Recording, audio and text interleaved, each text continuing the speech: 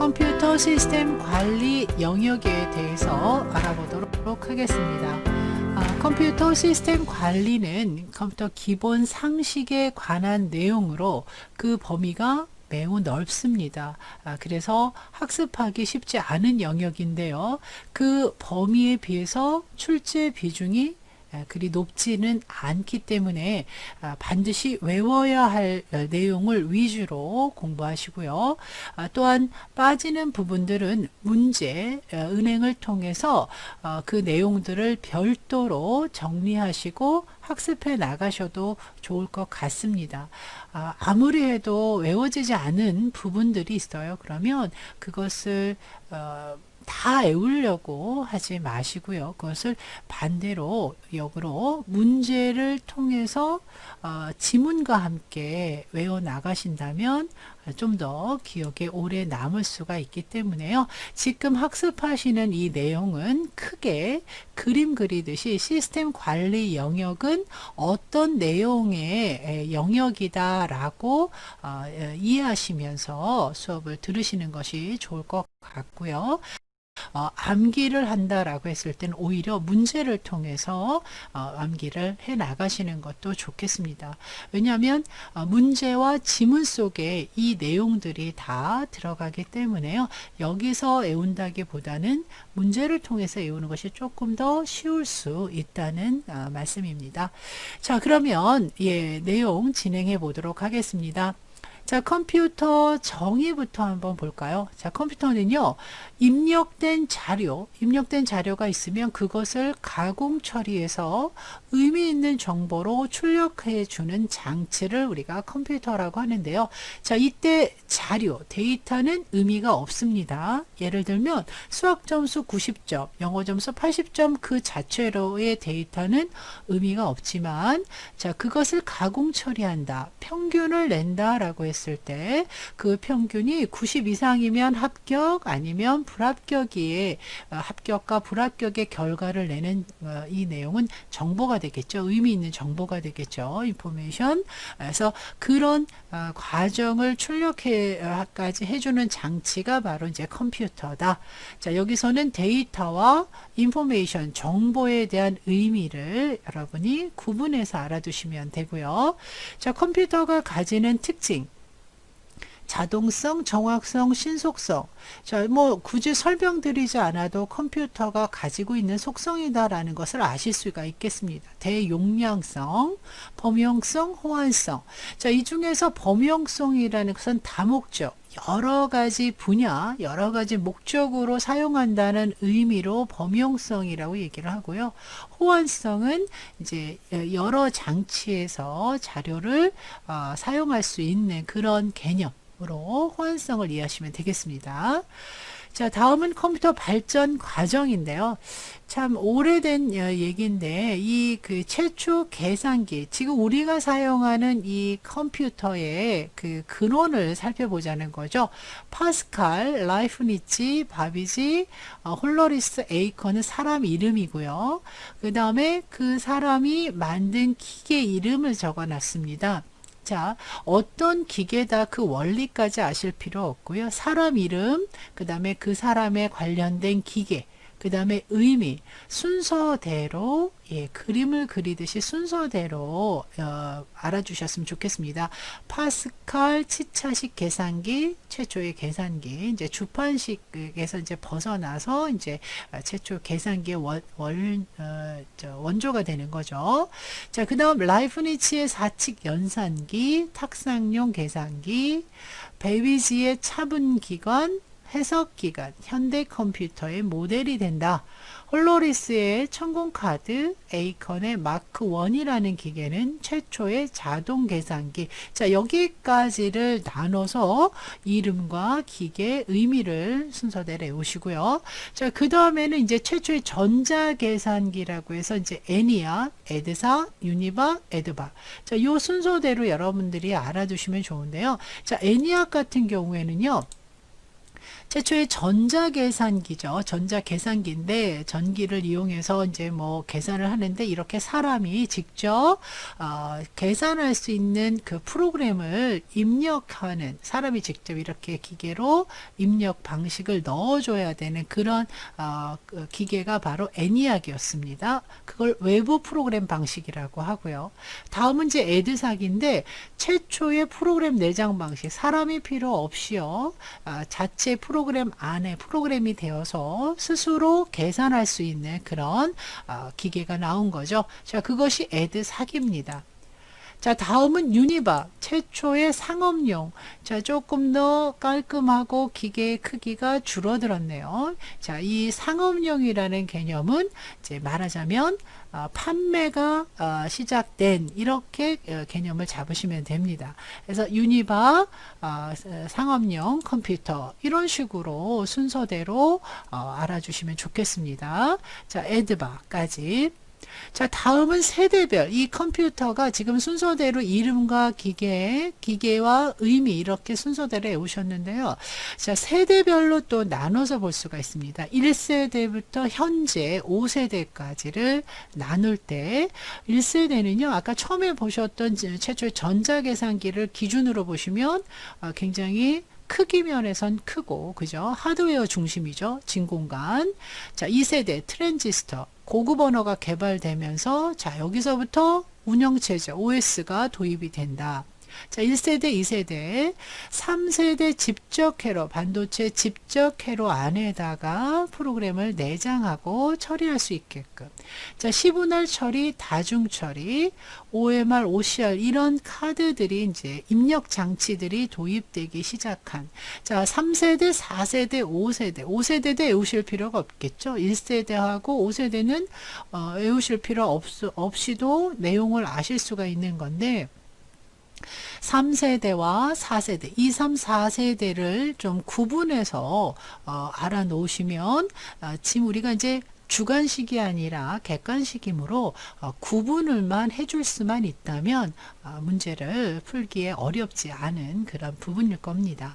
그래서 1세대부터 5세대까지 이 세대별로 나눌 수 있다라는 거고요. 그 다음에 2세대에서 트랜지스터, 3세대 IC 집적회로, 고밀도 집적회로, 초고밀도 집적회로 이렇게 발전해 나가는 순서를 좀 알아놓으셨으면 좋겠고요. 각각의 세대별 특징이라고 하면 고급 언어, 뭐 예를 들어서 이제 코볼이라든가 포트란 이런 언어가 개발되기 시작한 세대, 운영체제 도입, 3세대는 시분할 처리, 그 다음에 입력장치 개발, 이렇게 4세대는요, 개인용 컴퓨터가 등장하는 시기, 그 다음 5세대는 현재 우리가 살고 있는 이 5세대 인공지능, 패턴 인식, 전문가 시스템 이렇게 구분해서 세대별 특징을 정리를 하시면 되겠습니다. 자, 다음은 컴퓨터를 분류를 할 수가 있는데요. 세 가지의 그 분류 방법이 있습니다. 데이터 종류에 따라서 즉 디지털 컴퓨터냐 아날로그 컴퓨터냐 두 가지의 장점을 이용한 하이브리드 컴퓨터냐 이렇게 나누는데요. 디지털과 아날로그 컴퓨터의 차이점까지 정리를 하셨으면 좋겠는데요. 디지털을 외우시던 아날로그를 외우시던 어느 하나만 정확하게 개념을 갖고 계시면 그거와 대조적인 컴퓨터 데이터가 아날로그죠. 대표적으로 디지털 컴퓨터는 숫자, 문자, 0과 1로 처리할 수 있는 그런 시스템이 바로 디지털 컴퓨터죠. 사칙 연산, 논리 연산, 논리 회로, 프로그래밍 필요하고 연산 속도가 느리다. 아날로그 컴퓨터에 비해서. 자, 이 얘기는요, 디지털 컴퓨터는 우리가 개인용으로 쓰고 있는 컴퓨터라고 보시면 되고요. 아날로그 컴퓨터는 특수용 목적을, 그러니까 기온이라든가 또는 전압 이런 특수 목적의 데이터를 이용해서 계산할 수 있는 그런 컴퓨터. 정밀도 낮지만 특수 목적으로 연산 속도는 빠르다. 그러니까 첫 번째 디지털 컴퓨터를 기준으로 여러분들이 정리를 해 놓으시면, 예를 들어서 프로그래밍이 디지털은 필요하다면 아날로그는 불필요하고요. 연산 속도가 디지털 컴퓨터가 느리지만 아날로그는 빠르고요. 반대로 정밀도는 디지털이 높지만 아날로그는 좀 낮다.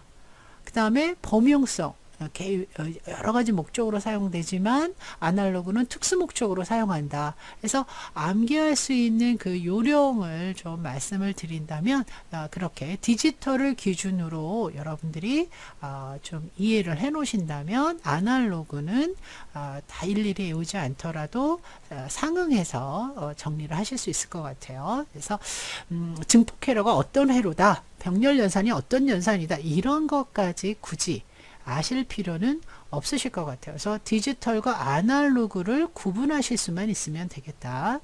자, 사용 목적에 따라서는 전용, 그 다음에 범용이 있는데, 범용은 이미 말씀드렸어요. 다목적, 여러 가지 목적으로 사용되는 컴퓨터로, 특수용이죠. 전용 컴퓨터라는 건 특수 목적의 컴퓨터. 그래서 목적을 기준으로 분류할 때는 전용이냐 범용이냐로 나누고, 데이터 종류로 나눌 때는 디지털, 아날로그, 하이브리드 이렇게 나누고, 처리할 수 있는 능력에 따라서 분류를 할 때는 마이크로 컴퓨터, 소형 컴퓨터, 미니 컴퓨터, 메인프레임, 대형 컴퓨터, 슈퍼 컴퓨터. 자, 요런 기준으로 나눠진다. 자, 그래서 이것이 능력에 따른 분류냐, 목적에 따른 분류냐, 종류에 따른 분류냐만 여러분들이 구분해 놓으시면 좋을 것 같습니다. 그래서 컴퓨터 분류 문제 보셨고요. 자료라고 하는 것은 컴퓨터에 입력되는 기초 자료를 의미하는데요. 그 크기에 따라서 표현하는 방식이 달라집니다. 자, 먼저 비트라는 용어는요, 0과 1을 의미하는데요. 자료를 표현하는 최소 단위라고 보죠. 0, 1, true, false 또는 on, off 등의 자료를 표현하는 최소 단위가 되겠습니다. 자, 그런 비트가 모여서 니블이라고 하는데요. 4비트가 모여서 니블. 자, 그 다음 그 비트를 8개 모아서 바이트라고 하는데요. 자, 이 바이트가 바로 문자를 표현하는 최소 단위가 되겠죠. 자, 그래서 우리가 파일을 저장했을 때 그 용량의 크기를 나타내는 최소 단위가 될 수가 있겠습니다. 8개의 비트를 1바이트라고 합니다. 자, 그 다음에 그 바이트를 모아서 워드라고 표현을 하는데요. 자, 워드는 명령 처리의 최소 단위가 되고요. 자, 그 워드를 또 모아서 필드라고 하는데요. 자, 필드는 정보를 표현하는 최소 단위라고 볼 수 있습니다. 예를 들면 이름, 주소 등과 같은 이런 정보를 우리가 필드라고 명칭을 하고요. 그 필드를 모아서 여러 필드를 모아서 레코드라고 이름합니다. 자, 또한 그 레코드가 여러 개 모여서 파일이라고 하고요. 자, 이 파일은 프로그램을 구성하는 최소 단위가 되는 거고요. 자, 그런 파일들이 모여서 데이터베이스를 형성하게 되는데, 만들게 되는데요. 자, 이 데이터베이스가 자료들 중에서는 가장 큰 범위가 되겠습니다. 자, 다음은 정보 처리 시스템으로 비집중 처리, 각자 처리하는 시스템을 말하겠죠. 자, 집중 처리라는 것은 중앙 컴퓨터의 각 부서의 단말기가 연결되어서 중앙 컴퓨터에서 처리하는 시스템을 집중 처리라고 하는데요. 자, 시험에서는 분산 처리 문제가 좀 나오는데요. 분산 처리라는 것은 클라이언트 서버 방식으로 각자 처리를 하기도 하고요. 중앙에서 처리를 할 수도 있는 그런 시스템이 되는데요. 자, 그럴 때 중앙이 서버가 되고 내가 클라이언트가 되는, 즉 클라이언트는 정보 제공을 받는 입장이고요. 서버는 정보를 제공하는 입장이 되는 겁니다. 그래서 이런 관계를 클라이언트 서버 시스템이라고 하는데요. 과부하를 일어나는 것을 방지하는 그런 역할도 하죠. 집중 처리 경우에는 모든 부서에서 중앙 처리 장치에서 처리를 하다 보면 중앙 처리 장치가 중앙 컴퓨터에 과부하가 생길 수가 있겠죠. 자, 그래서 분산 처리 방식에 대한 이해가 필요하고요. 클라이언트와 서버에 대한 이해, 정보를 받는 쪽, 정보를 주는 쪽, 이렇게. 자, 그런 관계가 1대1의 관계를 동배간 처리, P2P 방식이라고 합니다. 한쪽이 서버가 될 수도 있고 클라이언트가 될 수 있는, 내가 서버면 상대가 클라이언트고 내가 클라이언트면 상대가 서버가 된 그런 시스템의 P2P 방식인데요.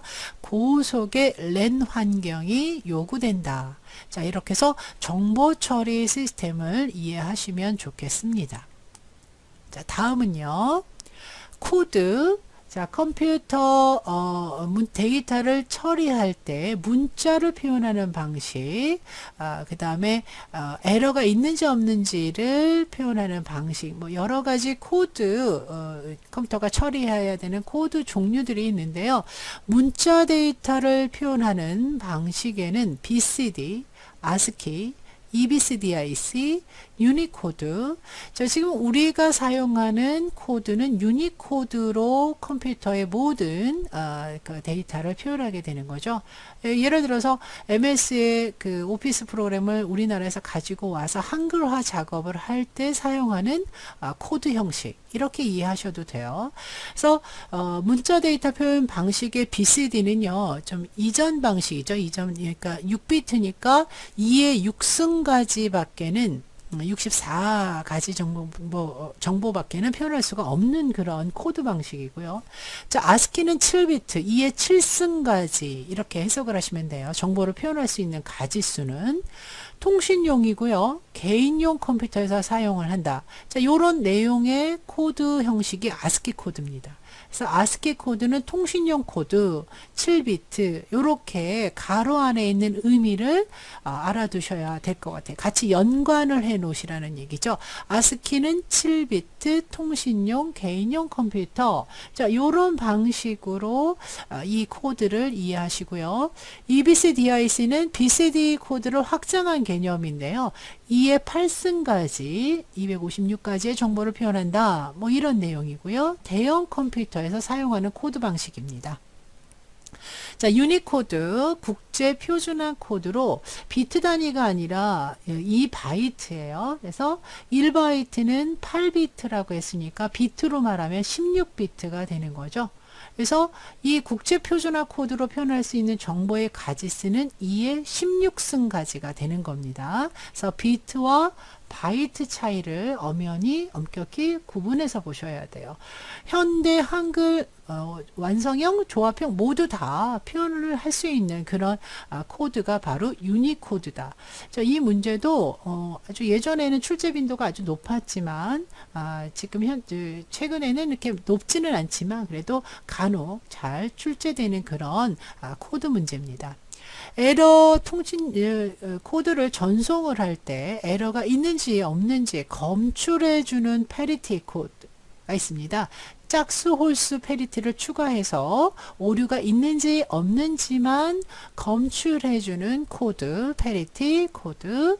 에러가 검출됐다면 수정해주는 코드, 해밍 코드. 크게 구분해 주시고요. 나머지 순환 중복 검사라든가 블록합 검사.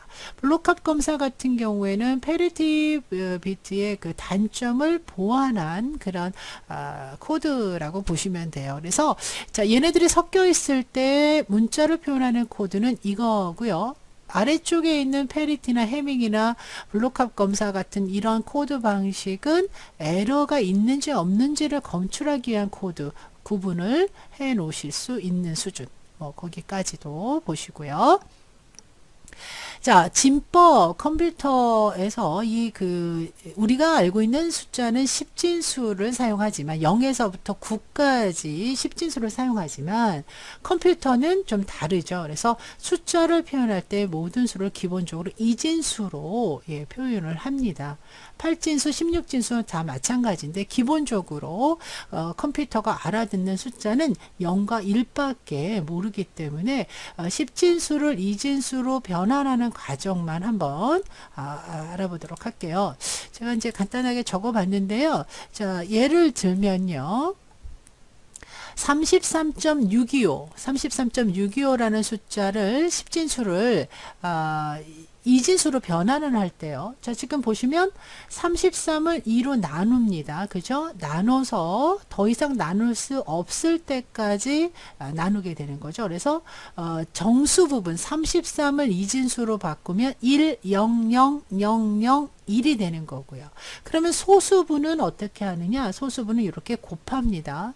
자, 이렇게 곱해서요. 더 이상 점 뒤로 0이 나올 때까지 이제 정수부까지만 이제 취하게 되는데요. 자, 앞에 있는 요 부분 정수부만 이제 선택을 합니다. 정수부만. 자, 그래서 이 결과값을 우리가 본다면 자, 제가 한번 써보겠습니다. 33.625라는 숫자를 10진수를 2진수로 바꾼다라고 했을 때 정수분은 역으로 이 아래서부터 읽습니다. 그래서 1, 0, 0, 0, 0, 1점이 되는 거고요. 정수부가 이렇게 되는 거고요. 소수부는 앞에 곱해서 나온 결과값의 정수부만 취합니다. 1, 0, 1 순서대로 이쪽에서부터 이쪽으로 1, 0, 1. 자, 이렇게 이진수를 구하게 되는 거죠. 10진수 33.625는 컴퓨터로 표현할 때, 이진수로 표현할 때 이렇게 표현한다. 그러면 33을 8진수로 표현하겠다. 그러면 같은 방법이에요. 8로 나눠서 그 다음 8로 곱해서 그래서 정수부만 이 결과값만 이런 식으로 이해를 해주시면 좋을 것 같아요. 뭐 이런 계산 문제가 나오지는 않겠지만 그래도 이런 식의 진법 계산도 있다. 좀 알아두시면 좋을 것 같고요.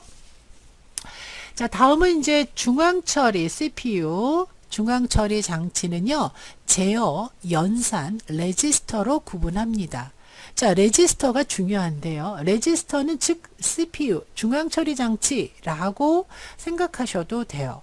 그래서 이 레지스터는 중앙처리 장치 내에 있는 임시기억 장소예요. 그래서 CPU에서 계산을 막 할 때 그 계산되는 그 결과값이라든가 계산되어지는 값들을 계속해서 보관할 수 있는 그런 장치를 하고 있고요. 굉장히 속도가 빠르다. 라고. 모든 장치 중에서 가장 속도에서 빠른 것이 바로 이 레지스터가 되겠습니다.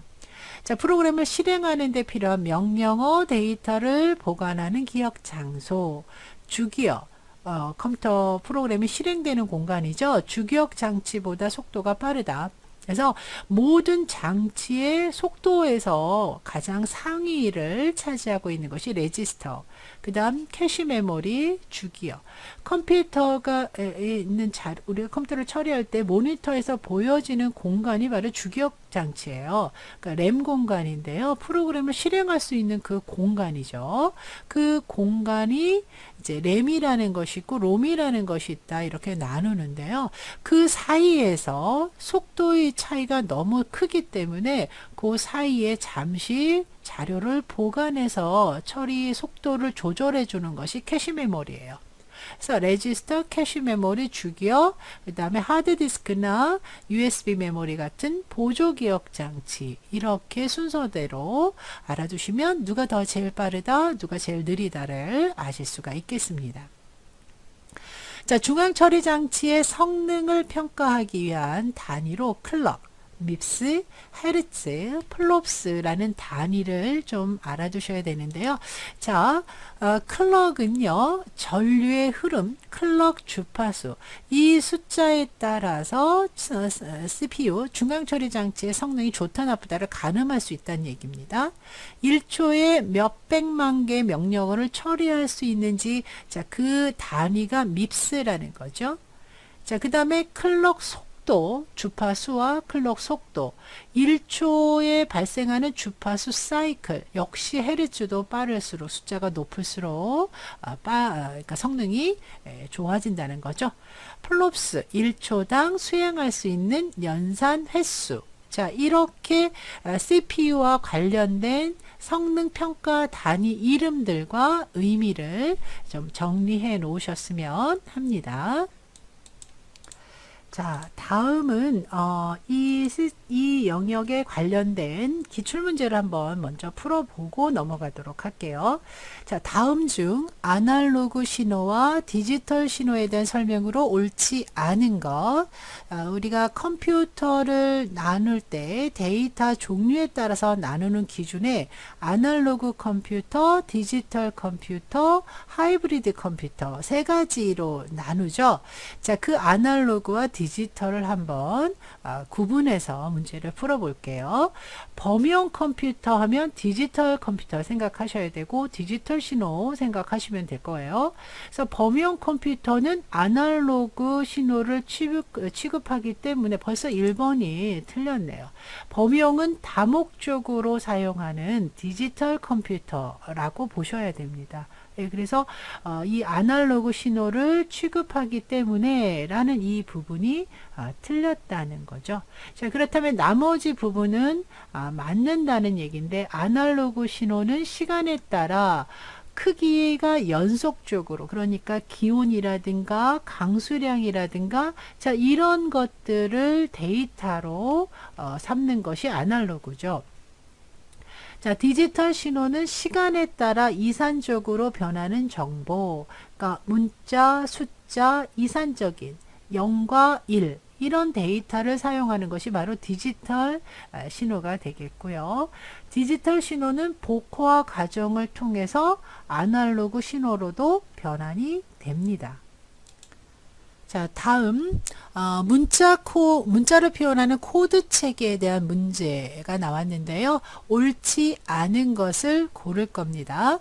자, BCD, 유니코드, 아스키, EBCDIC 문자 표현하는 코드 4가지 공부하셨는데요. 자, BCD는 64가지의 문자를 표현할 수 있으나 영문 소문자 표현은 불가능하다. 자, 64가지인지는 만약에 기억나지 않는다라고 하면 잠시 2번으로 넘어가면 되는데요. BCD는 예전 코드 방식인데 6비트로 표현한다고 했습니다. 그래서 6비트로 표현한다는 것은 2의 6승이 되기 때문에 64가지가 맞는데요.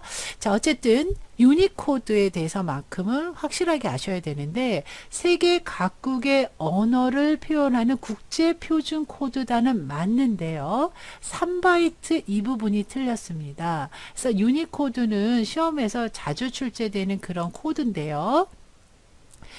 국제 표준화 코드이긴 한데 2바이트, 16비트로 정보를 표현한다라고 했습니다. 예, 그래서 3바이트가 아니라 2바이트라는 이 부분이 틀렸고요. 그 다음에 아스키 코드는 통신용 또 개인용 컴퓨터에서 사용을 하는 코드다. 128가지라는 의미가 뭐냐면 7비트로 문자를 표현한다 그 뜻입니다. 2의 7승까지. 그 다음에 EBCDIC 코드는 BCD 코드를 확장한 코드 체계 256가지의 문자를 표현할 수 있다. 왜요? 2의 8승까지로 해석을 하면 256가지의 문자를 표현할 수 있습니다. 자, 이렇게 해서 시스템 관리하고 관련된 문제를 한번 간단하게 풀어봤는데요. 자, 계속해서 다음 강좌에서 시스템 관리와 관련된 내용 정리해 보도록 하겠습니다.